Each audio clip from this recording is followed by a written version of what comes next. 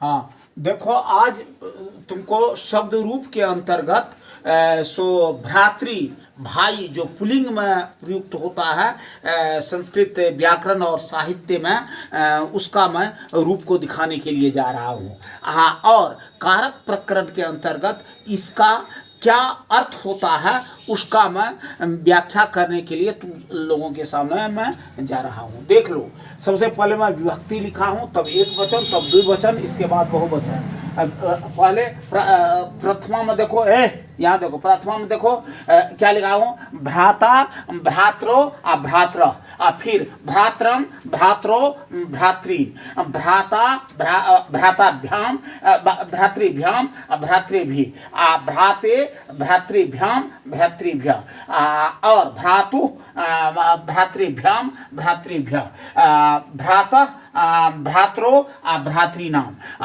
फिर भ्रातृ भ्रात्रो भ्रातृषु, हे भ्राता हे भ्रात्रो हे भ्राता। इस तरह से मैंने रूप को लिखा हूं। तो सबसे पहले अब देखो, प्रथमा में जिसको कि तू कर्ता कारक के रूप में प्रयोग होता है, कारक के 8 भेद होते हैं, कर्ता करण करण संप्रदान आपादान संबंध अधिकरण और संबोधन। संबोधन में तो किसी में संबोधन की बात नहीं करोगे, कुछ चीज को संबोधित नहीं भी किया जाता है, इसलिए 7 ही रूप होता है, लेकिन यहाँ 8, क्योंकि भाई को पुकारा जा सकता है। तो अब देखो, प्रथमा में क्या है, भ्राता एक भाई या एक भाई ने, भ्रातो ये भ्राता रव, भ्राता रो मतलब हो गया 2 भाई या 2 भाइयों ने। अब भ्राता तो भ्राता माना हो गया सो 2 से अधिक भाइयों या 2 से अधिक भाइयों ने। फिर देखो, क्योंकि कर्ता कारक का चिन्ह होता है शून्य और ने। फिर है भ्रातरम, अब कर्म कारक का देखो को चिन्ह होता है, तो भ्रातरम माना एक भाई को, और भ्रातरो माना 2 भाइयों को, और भ्रातृन माना 2 से अधिक भाइयों को। इसके बाद फिर देखिए, करण, करण का क्या होता है चिन्ह, से या द्वारा।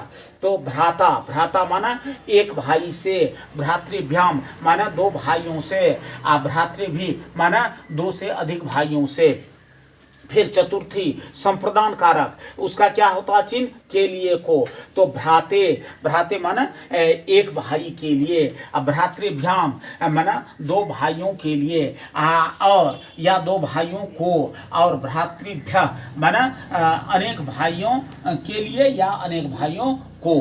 फिर देखो पंचमी, तो संप्रदान के बाद आपादान होता है, चिन्ह होता है ने, उसका भ्रातु, भ्रातु माना हो गया सो एक भाई से, भ्रातृभ्याम माना 2 भाइयों से, भ्रातृभ्य माना अनेक भाइयों से। फिर खष्ठी में देखिए ये क्या है, भ्राता, तो खष्ठी में ये तुम्हारा आपादान, आपादान के बाद क्या होता है, संबंध, संबंध का क्या चिन्ह होता है, काके की रारे री नाने नी, तो यहाँ है भ्राता, तो एक भाई ने एक भाई की, भ्रात्रो माना 2 भाइयों की, और भ्रातृनाम माने अनेक भाइयों की।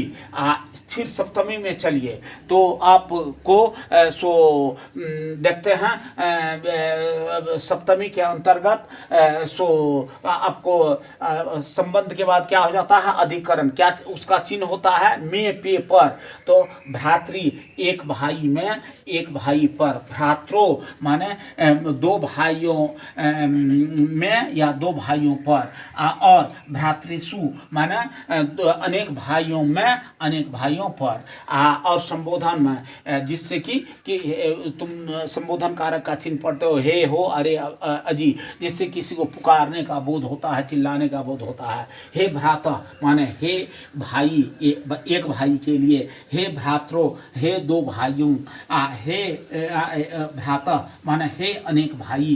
तो इस तरह से इसका ये हुआ है, रूप चला है कारक प्रकरण के अंतर्गत। अब पहले हम कारक प्रकरण के अंतर्गत कर्ता में पढ़ाए थे, फिर कर्म में ये आज करण में, साहथ्य तृतीया इसके बाद पढ़ेंगे इसी में। तो करने तृतीया जिसके द्वारा सबसे पहले कारण, ये तुम देख लो, करण कारक किसे कहा जाता है? जिसके द्वारा काम हो या जिसके लिए काम हो, जिसके द्वारा काम संपादित हो, उसे करण कारक कहा जाता है। और करण कारक में सो तृतीया विभक्ति होती है।